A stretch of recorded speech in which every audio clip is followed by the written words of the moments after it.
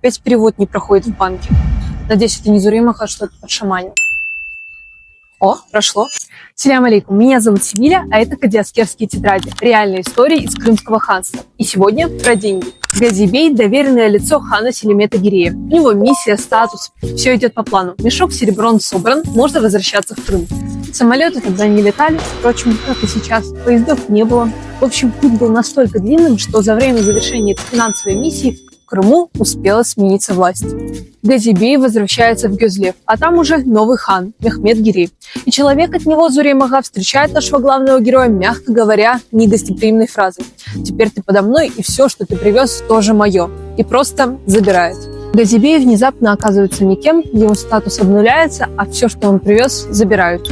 Но он не прятался. Пришел в суд, привел свидетеля и говорит: «Я все отдал, даже до последней копейки все передал через доверенного человека». Свидетель подтверждает, суд записывает, все чисто. Это история про то, как власть может смениться быстрее, чем ты доедешь до дома. А статус – это не броня, а всего лишь временный бейдж. Иногда честность – это единственное, что остается, когда все забрали.